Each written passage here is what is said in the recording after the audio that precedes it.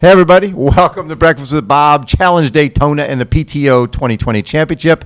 My name is Bob Babbitt, brought to you by Captiva Spine, John Hall Chevrolet, USA Triathlon Foundation Risk Partners, and of course the PTO, the Pro Triathletes Organization.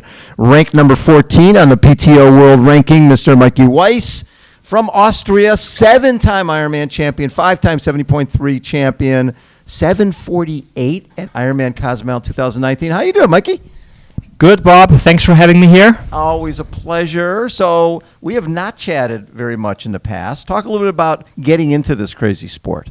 Well, I always wanted to become a pro athlete. I was dreaming about becoming a mountain bike pro when I was a teenager, and I made that happen. I represented Austria at the 2004 Olympic Games in Athens. In cycling? Mountain biking, yes. Cross-country mountain biking. And I was European champion in under 23 and top 10 World Cup results. But then I did not qualify for Beijing 2008. Yeah. I missed the qualification. And then by accident, the day after I did my last mountain bike race where I sucked, I did my first Xterra because friends said, hey, you should try an Xterra.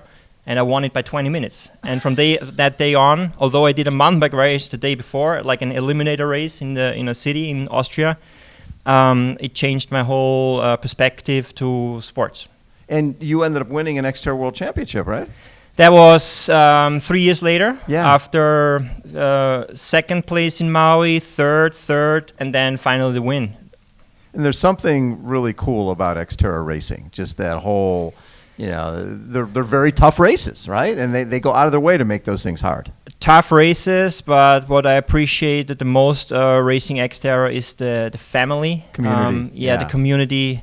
I always really admired Dave Nicholas, and all the folks from Xterra. I stopped to race Xterra, maybe because I'm getting too old, but it's also that I'm training more for Ironman races, long distance, right. and challenge. But I still like to go mountain biking. When you look at that transition to road, how hard was that to go from being a mountain bike guy to a road tri guy? Well, I also raced on the road a little bit. Right.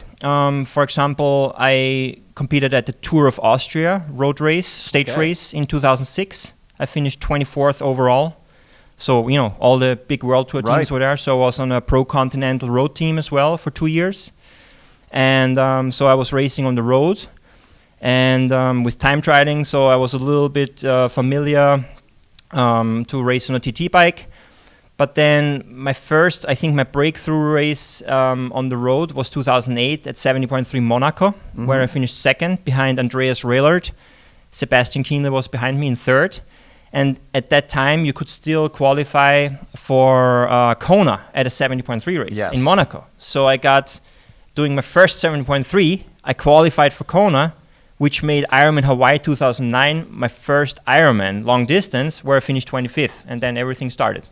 And from there, when you finished 25th in Kona your first time out, obviously you have some talent. I got chick though. You did? Who got you? Chrissy got you. Traveling around and doing the Ironman, do you feel, you've done 5, you won 5, 70.3s. And one challenge half in Austria. Yeah. So what do you feel is a better distance for you, the half or the full? Well, in the beginning, it was probably the half distance. Although I won my first Ironman in 2010 at the inaugural Ironman St. George, Utah. Right. But that was a very tough course, very hilly on the bike and on the run, so that suited me. And people underestimated me. Nobody knew me. Nobody had me on the radar. But now, with maturing as an athlete, I am becoming more of a diesel engine. So it's going to be hard for me on Sunday with all those young, fast guys.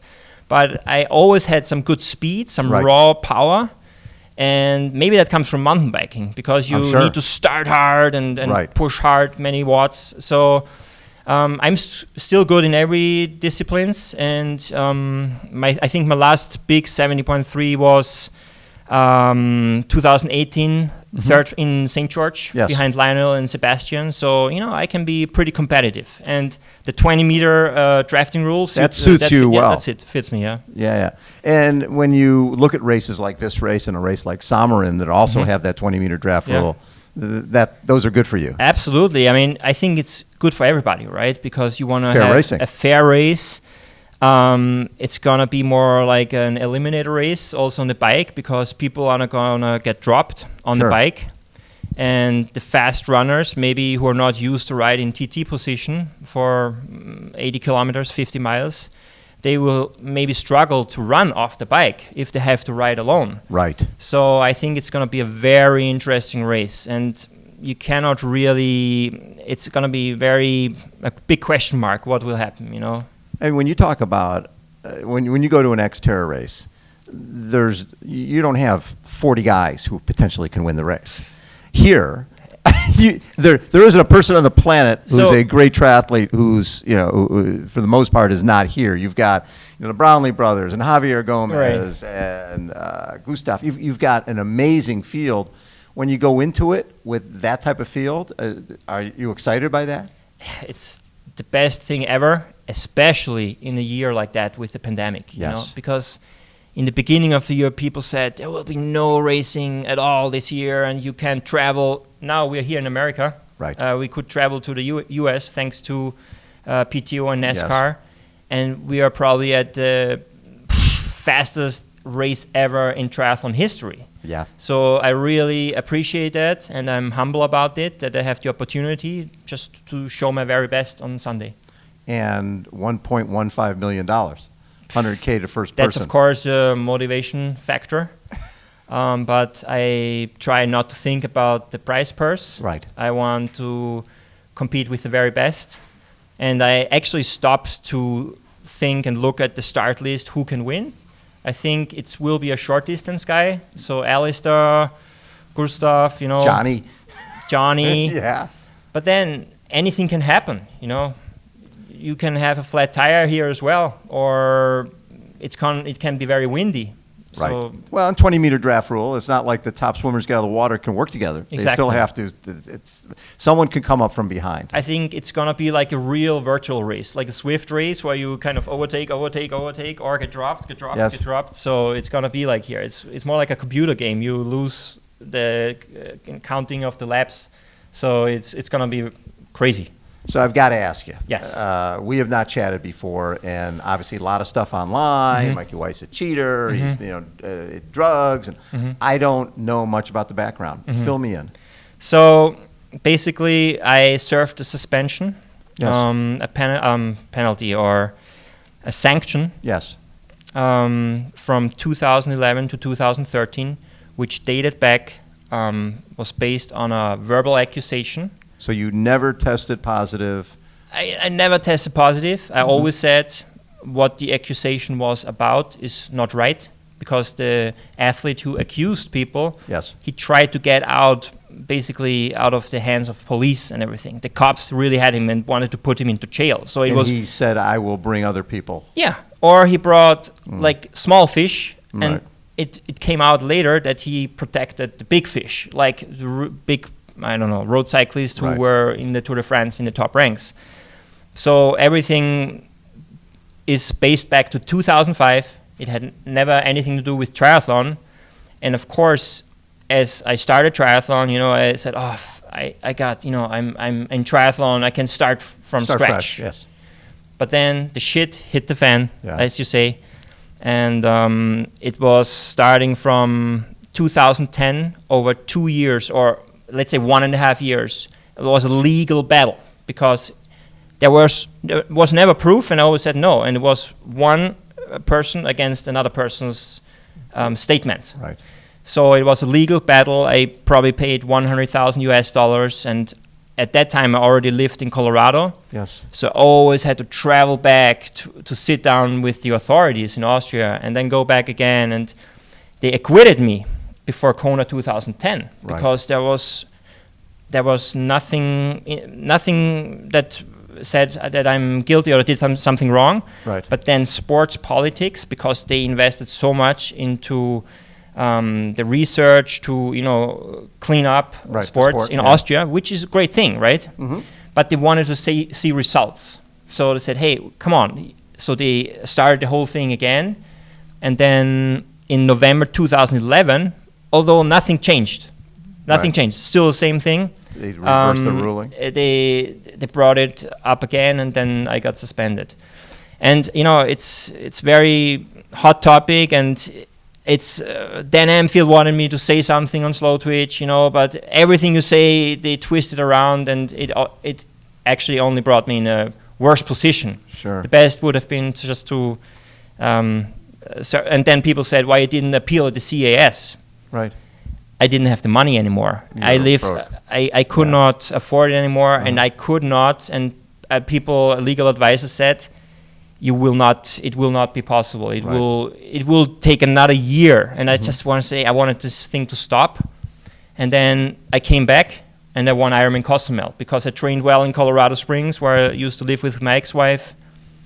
I made 1 year massage therapy education, which made me to become an ART provider. So I'm an ART, active release techniques therapist now. Yes.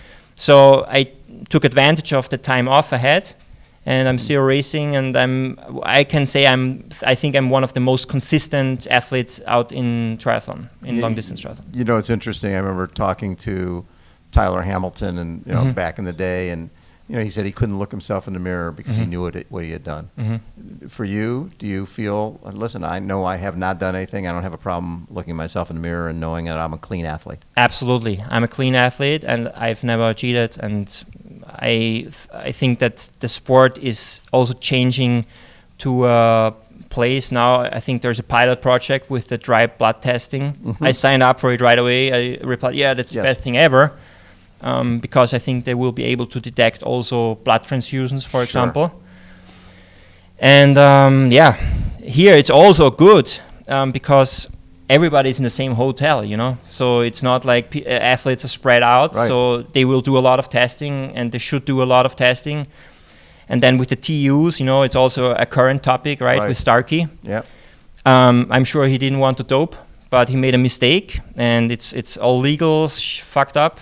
Sorry for that. My English, or my French. Sorry, my French. But I, for example, I never had a TUE. Right. Because I say if I need a TUE, I'm injured and I would not race. Right. So I personally never had a TUE.